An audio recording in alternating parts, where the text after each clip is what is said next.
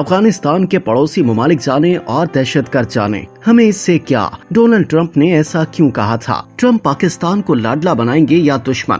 زبردست column. Senior صحافی سلیم صافی اپنے کالم میں لکھتے ہیں کہ ڈونلڈ ٹرمپ کے سابق national security advisor John Bolton نے اپنی کتاب میں ایک واقعہ لکھا ہے جو بجا طور پر ٹرمپ کی سوچ کا عکاس ہے۔ انہوں نے لکھا ہے کہ افغانستان سے متعلق میٹنگ ہو رہی تھی اور انخلا کے موضوع پر بات چیت جاری تھی۔ CIA، پینٹاگون افغانستان سے فوری واپسی کے حق میں نہ تھے، جبکہ ٹرمپ نکلنے پر زور دے رہے تھے۔ اداروں کے سربراہان کا کہنا تھا کہ افغانستان دوبارہ دہشت گردوں کا مرکز بن جائے گا، جس پر ٹرمپ نے ان سے سوال کیا کہ کیا وہ امریکہ کے لیے خطرہ بن سکیں گے اور کیا وہ 9/11 جیسی دوسری کارروائی کر سکیں گے، تو ان کا جواب تھا کہ وہ امریکہ کے لیے دوبارہ ایسا خطرہ نہیں بن سکتے۔ اس پر انہوں نے زلمے خلیل زاد کو مخاطب کر کے جلدی افغانستان سے نکلنے کا پلان تیار کرنے کو کہا۔ ٹرمپ کا کہنا تھا کہ اگر دہشت گرد دوبارہ سر اٹھاتے ہیں تو افغانستان کے پڑوسی ممالک مثلا پاکستان، ایران، تاجکستان، ازبکستان اور چین جانے اور دہشت گرد جانے۔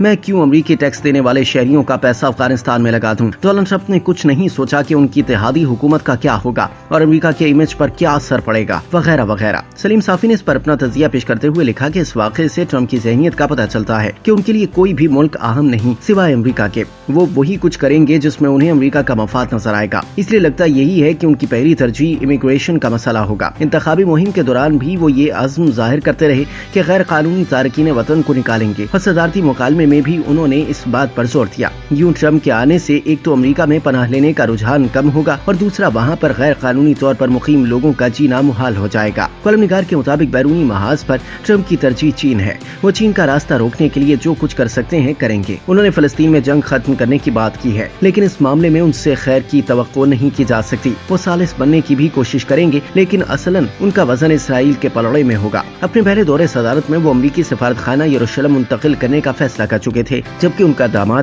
جیرڈ کوشنر بھی کٹر صہیونی ہے۔ اس طرح انہوں نے یہ بھی بار بار اعلان کیا ہے کہ وہ یوکرائن کی جنگ ختم کرائیں گے۔ اب اس جنگ کے خاتمے کا تو کوئی اور طریقہ ممکن نظر نہیں آتا، لیکن شاید وہ یوکرائن کی مدد بند کرائیں، کیونکہ اپنی تقریروں میں وہ یہ بھی کہتے رہے کہ امریکیوں کا پیسہ کیوں وہاں خرچ ہو۔ سلیم صافی نے مزید لکھا کہ ایک اور تبدیلی یورپ کے ساتھ تعلقات میں سرد مہری کی بھی آ سکتی ہے۔ ڈونلڈ ٹرمپ کا یہ خیال ہے کہ نیٹو میں امریکہ کا پیسہ اور انسانی ریسورس سے زیادہ خرچ ہوتے ہیں اور یورپ کا ماحق کا حصہ نہیں ڈالتا۔ یوں وہ یورپ کو اپنا حصہ بڑھانے کا کہہ سکتے ہیں، نہیں تو پھر وہ بھی نیٹو کو توجہ نہیں دیں گے۔ ایران کے معاملے پر بھی وہ سختی کریں گے اور اسرائیل کو ایران کی ایٹمی تنصیبات پر حملے کے لیے شہ دے سکتے ہیں۔ کالم نگار کے مطابق جہاں تک پاکستان کا تعلق ہے تو غالب امکان یہ ہے کہ پاکستان کو لاڈلا بنائیں گے اور نہ دشمن، لیکن چین کے ساتھ پاکستان کے تعلقات کے تناظر میں اپنے تعلقات کی سمت کا تعین کریں گے۔ ماضی میں بھی امریکہ کو پاکستان سے دلچسپی نہیں تھی، بلکہ امریکی پاکستان کو افغانستان کی اینک لگا کر دیکھتے تھے اور اب چین کی اینک لگا کر دیکھیں گے۔ اس معاملے میں وہ جو بائیڈن کے مقابلے میں زیادہ اگریسو ہو سکتے ہیں